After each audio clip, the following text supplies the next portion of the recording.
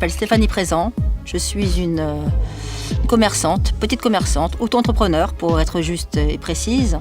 Je tiens une friperie à Cannes, dans le quartier un peu, on va dire, maghrébin de la ville, place de la République, pas loin de la République. Et voilà, je profite de la contestation générale pour dire aussi ce que je pense de tout ce qu'on nous fait subir depuis... Moi, j'ai 50 ans bientôt, donc depuis 30 ans que je suis dans la vie active. Je voulais donner mon avis sur comment on pourrait améliorer nos conditions de vie en France. Je m'appelle Nadia, j'ai 47 ans bientôt, née à Tunis, mais en France depuis ma naissance, réellement, avec donc maman de 4 enfants. Voilà. Et tu es malade, c'est pour ça qu'on tu... Voilà, j'ai eu des gros soucis de santé en 2010. J'ai travaillé donc pendant plus de 20 ans pour des patrons dans le commercial. Ensuite, j'ai créé ma propre société en 2008 dans l'alarme et la vidéosurveillance, jusqu'en 2010 où la maladie m'est tombée dessus. Quelle maladie? Une maladie orpheline, très mal connue en France. On appelle ça des kystes de Tarlov. C'est une maladie neurodégénérative qui peut toucher soit les lombaires, soit le cervical, soit le pulmonaire, on va dire. C'est une maladie très mal connue en France, qui a été trouvée par un médecin qui s'appelle Isidore Tarlov, qui est aux États-Unis depuis 1938. Cette maladie existe depuis très longtemps. Donc ma maladie m'est tombée dessus, bien sûr. Au départ, ça a été très difficile parce que il faut admettre, il faut accepter. J'ai fini par accepter, j'ai fini par vivre avec, on n'a pas le choix. J'ai eu pas mal de traitements en France, très bon suivi, parce que c'est vrai qu'au niveau médical, on est quand même... Merci la France pour ça. Assez bien calé, oui, bien sûr. Il faut savoir remercier les acquis, les acquis, les prises en charge que la France nous donne. C'est bien de le dire. Puisque c'est vrai que si on n'a pas les moyens pour soigner, on est mort, réellement. Donc je peux remercier effectivement la France à ce niveau-là. Sauf que quand on arrive à quelques années, on se fait opérer pas mal de fois en France, où on vous refuse effectivement une intervention qui pourrait vous sortir réellement de la maladie. Vu que c'est mal connu en France, on vous refuse. Donc j'ai pas eu le choix de voir plusieurs neurochirurgiens en France qui m'ont dit cette intervention n'est pas possible ici. Donc ayant touché le fond, réellement, parce que quand vous vivez avec des douleurs chroniques, vous mourrez à petit feu.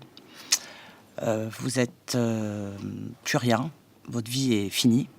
Ma vie s'est arrêtée réellement au 3 septembre 2010. Et elle a repris depuis qui a repris depuis 2014, grâce à un médecin américain que j'ai trouvé, toute seule, grâce à mon mari d'ailleurs, qui au passage a fait des recherches. Et nous avions trouvé ce médecin qui était numéro 1 mondial dans la maladie de Tarlov, un neurochirurgien, qui s'appelle le Dr Fagenbaum, j'ai son nom.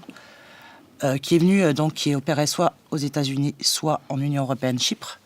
J'ai pas eu le choix d'aller aux États-Unis puisque je me trouvais dans des conditions assez difficiles au niveau physique et au niveau traitement médical.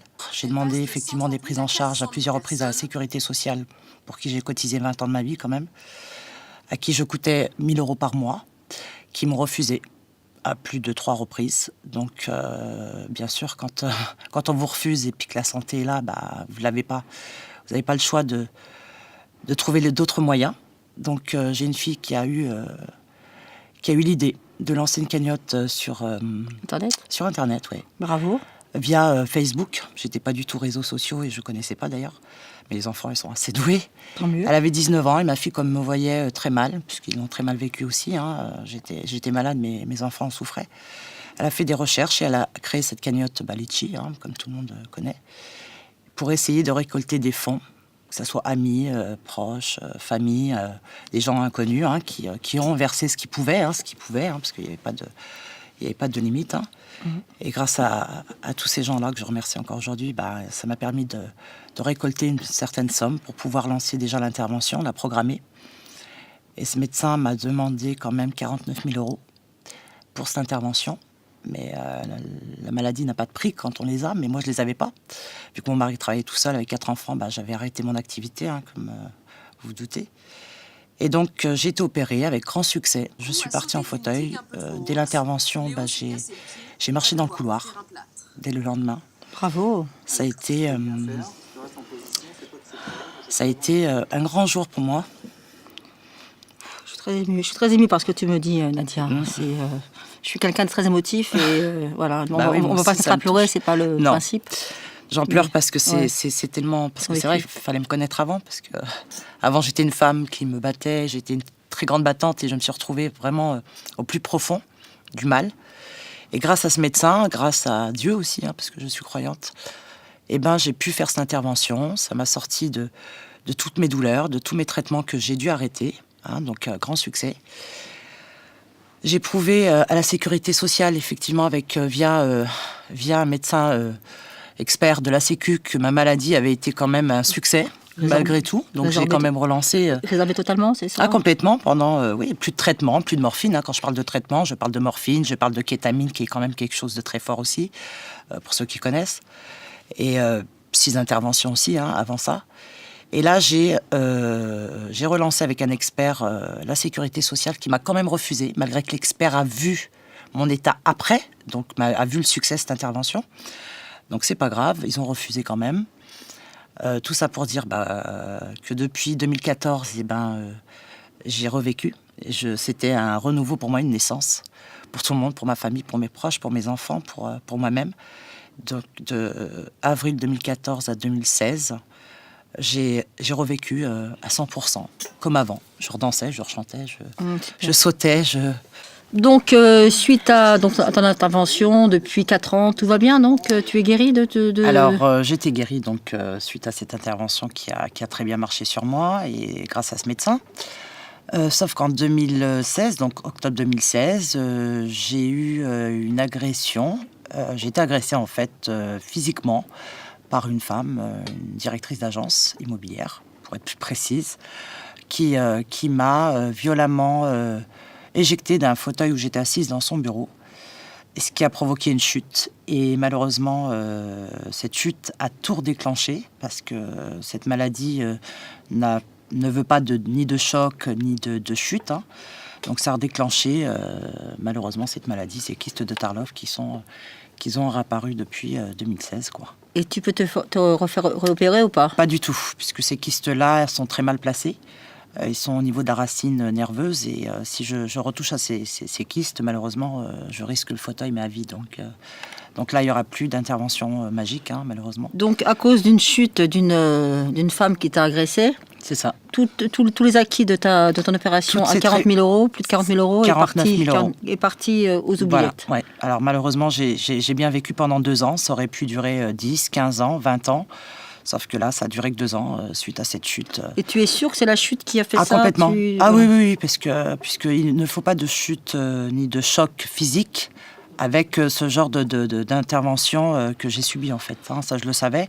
Donc, pour finaliser ce que nous dit Nadia, messieurs, dames, pensez que quand vous vous en prenez à quelqu'un, la personne a peut-être une maladie très très grave et que ça peut engendrer des conséquences énormes. Les gens qui sont malades, il y en a combien en France? Je ne veux pas dire des nombres bidons, ça ne sert à rien. On sait qu'il y a beaucoup de gens malades. D'ailleurs, on sait que les hôpitaux en sont remplis.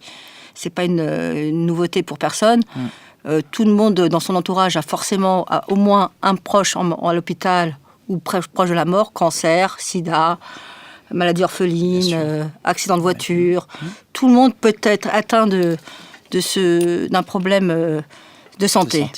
Les gens qui sont à l'hôpital, il faut absolument mieux les nourrir, de produits bio, de produits allégés, de produits bons pour la santé, de produits frais. On en a marre de toutes ces cantines de congelés, de multinationales qui font de l'argent sur le dos des malades. Ça, il faut déjà arrêter. Instaurer des salles de sport ou des salles de relaxation dans les hôpitaux, de façon à ce que les gens puissent se remettre en forme. Parce que la forme, la santé, c'est aussi esprit sain dans un corps sain. C'est pas moi qui le dis, c'est les philosophes et le monde entier peut le dire.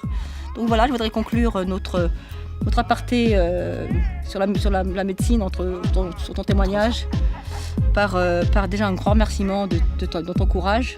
Merci. Et merci d'être un exemple pour nous. Voilà, Nadia. Je dirais juste un dernier mot, si je peux me permettre.